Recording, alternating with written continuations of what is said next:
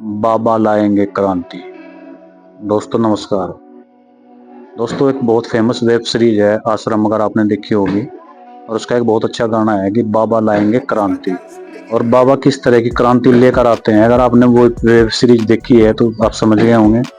अगर आपने वो वेब सीरीज अभी तक नहीं देखी तो आपको जरूर जो है ये वेब सीरीज देखनी चाहिए, ताकि आप समझ पाओ कि बाबा किस तरह की क्रांति लेकर आते हैं। और बहुत सारे बाबा हुए जिसमें आसाराम भी है, राम रहीम भी है, जो उस तरह के क्रांति लेकर आए बाबा भक्तों के जीवन में। और आज का जो वीडियो है वो इसी चीज को लेकर है कि अगर आज के समय में आप देखोगे तो बाबा जो है वो लगातार भारत में उनकी भीड़ बढ़ती जा रही। और पहले के समय में क्या होता था, पहले के समय में महात्मा हुआ करते थे जो कहीं फॉरेस्ट में बैठ के, जंगल में या कहीं पे पहाड़ों में बैठ के मेडिटेशन, योग, साधना, ध्यान करते थे। और उसके बाद में उन्हें जो ज्ञान प्राप्त होता था तो वो लोगों के बीच में आ गए और लोगों को अपने जो अनुभव जो है वो बताते थे, लोगों को सिखाते थे। पहले के समय में इस तरह के महात्मा हुआ करते थे। लेकिन आज की डेट में अगर आप देखोगे तो 11 साल के, 12 साल के बच्चे भी महात्मा बाबा हैं, और यंग लड़के, लड़कियां भी बाबा हैं। तो एक बहुत तेजी से बाबा कल्चर बढ़ता जा रहा है। इसके पीछे रीजन क्या है, क्यों इतनी तेजी से जो है भारत के अंदर ये बाबा कल्चर बढ़ता जा रहा है? तो अगर हम इसके रीजन के पीछे जाके देखेंगे तो यहाँ पे एक चीज बहुत बढ़िया है। वो है, अगर मान लो आपको कहीं पे कोई फसल बोनी है तो सबसे पहले जो मिनिमम कंडीशन है वो ये होनी चाहिए कि भाई वो वहाँ की जो मिट्टी है वो उस बीज के अनुरूप होनी चाहिए। दूसरा, वहाँ का जो एटमोसफेयर है वो उस फसल के अनुकूल होना चाहिए। जब ये दोनों चीज वहाँ पे मैच कर जाएंगी तो वहाँ पे जो फसल हम बोएंगे वो बिल्कुल अच्छी फसल हो जाएगी। यही चीज है हर चीज के लिए।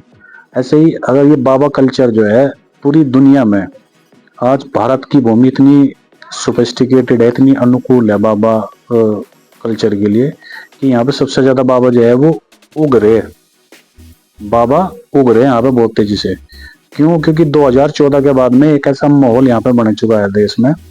सरकार जो है वो हिंदुत्व की राजनीति कर रही, और हिंदुत्व की राजनीति करने के लिए विशेष क्या करना पड़ेगा? फिर वही चीजें हैं, सारी पूजा पाठ, ये कमंडल, ये ढोल ढकड़े, ये सब कुछ चला है।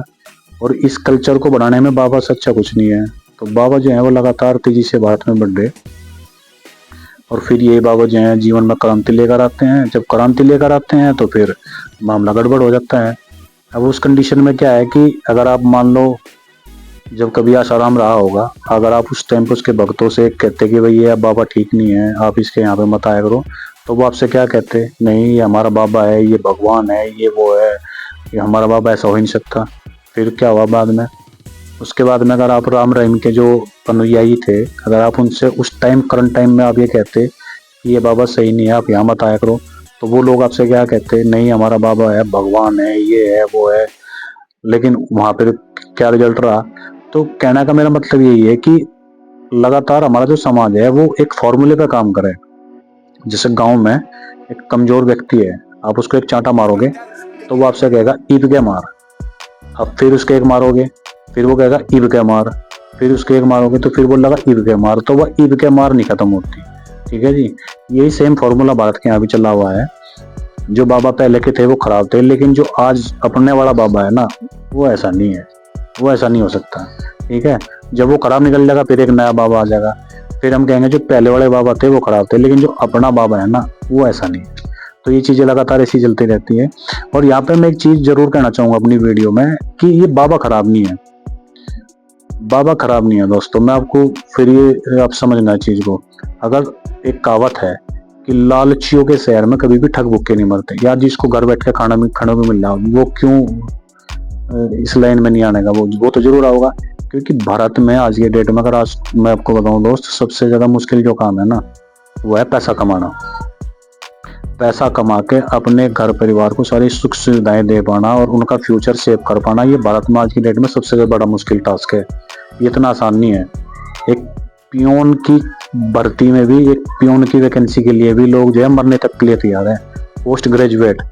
ऐसी कंडीशन में अगर कोई बाबा बन जाता है तो जैसे ही वो दरबार लगाना शुरू करेगा, उसके पास में पब्लिक आवेगी, पब्लिक आवेगी तो पब्लिक के साथ में जो है पैसा भी आवेगा। पैसा आता है तो फिर साथ में जो है यश, मान, सम्मान, समृद्धि, सारी चीज आती है। तो किसे नहीं चाहिए?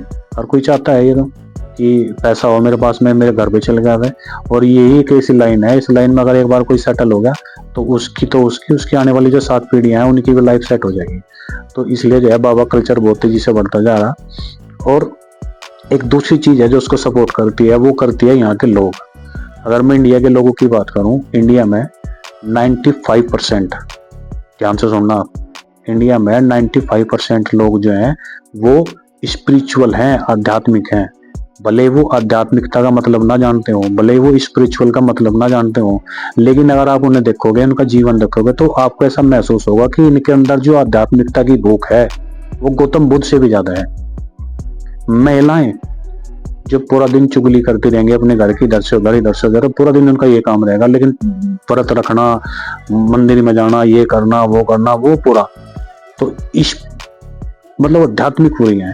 तो यही लोगों की जो भीड़ है, ये जो है बाबाओं को आकर्षित करती है। बाबा इनसे आकर्षित होंगे और ये बाबाओं से आकर्षित होंगे, क्योंकि भारत का जो आदमी है ना, मैं आपको रियल में बताऊं, वो लॉजिक में विश्वास नहीं करता। भारत में लॉजिक है ही नहीं, ना भारत में लॉजिक है, ना चलता, ना भारत में विज्ञान है ना चलेगा। एजुकेशन की, विज्ञान की, तार्किकता की, लॉजिकता की सबसे बड़ी बेइज्जती, और ये चीज अगर कहीं आकर दम तोड़ रही इस पृथ्वी पर, तो वो भारत में आकर तोड़े। भारत का जो आदमी है उसे लॉजिक पसंद नहीं है, उसे मैजिक पसंद है। वो किसी बाबा को ढूंढ रहा, वो चाहता है कि मैं किसी बाबा के पास में जाऊं, उसे जाकर अपना दुख दर्द बताऊं, बाबा उसे कहे ठीक है बेटा ये ले, ठीक हो गया काम, और मैं घर जाऊं, घर जाते 5-7 करोड़ रुपए मेरे घर में आ जा, कहानी खत्म, मैं जिंदगी भर मौज लूं, मेरे बच्चे मौज लें, बात खत्म। ये विश्वास लोगों का भारत में है, इसीलिए लोग जो है बाबाओं के पास में जाते हैं। लोगों का विश्वास है अगर उनके बच्चे की शादी नहीं हो रही तो अगर वो बाबा के पास में चले आएंगे, बाबा कोई आशीर्वाद दे देगा तो उनके बच्चे की शादी हो जाएगी। अगर उनका कारोबार सही नहीं चल रहा, वो किसी बाबा के पास में चले गए, चाहे भले ही वो बाबा 24-25 साल का यंग लड़का हो, अगर बाबा ने उन्हें आशीर्वाद देगा तो उनका कारोबार सही चल जाएगा। ये भारत के लोगों का विश्वास है, और इसी विश्वास के दम पर जो है लगातार जो बाबा हैं वो बहुत तेजी से आगे बढ़ते जा रहे, बहुत संख्या उनकी बढ़ती जा रही। तो मैं अपनी वीडियो के माध्यम से एक चीज जरूर आज कहना चाहूंगा, जितने भी बाबा हैं जो करंट टाइम में है, जैसे धीरेन्द्र शास्त्री हो गया, अनिरुद्धाचार्य हैं जो पहले जो है ट्रक कंडक्टर थे, मैं इनसे एक हाथ जोड़ कर मेरा एक निवेदन रहेगा, प्लीज आप कुछ भी करें, जो भी आप कर रहे हैं वो आप करते रहें, वो हमेशा आपका चलता रहेगा। इस देश में कभी खत्म होने वाला नहीं है, चाहे भले कोई कितनी भी कोशिश कर ले, गौतम बुद्ध कितनी भी कोशिश कर ले, ओशो कितनी भी कोशिश कर ले, स्वामी दयानंद सरस्वती कितनी भी कोशिश कर ले, ज्योतिबा फूले कितनी भी कोशिश कर ले, इस देश में से ये चीज कभी खत्म होने वाली नहीं है। तो ये आपका हमेशा चलता रहेगा, आपका जो बिजनेस है वो नॉन स्टॉप ऐसे ही आगे बढ़ता रहेगा। लेकिन प्लीज एक रिक्वेस्ट मेरी है कि किसी के भी जीवन में क्रांति लेकर ना, क्योंकि एक पूरी कम्युनिटी, एक पूरा धर्म इस चीज से बदनाम हो जा। जो चीज पहले हो चुकी। अगर आपका मन वास्तव में क्रांति का है तो आप यंग हैं, आप स्मार्ट हैं, आप कैपेबल हैं, आप अपनी शादी कर सकते हैं। शादी करिए, अपनी पर्सनल लाइफ को एंजॉय कीजिए, लेकिन प्लीज किसी के जीवन में क्रांति मत ले जाए। जय हिंद, धन्यवाद।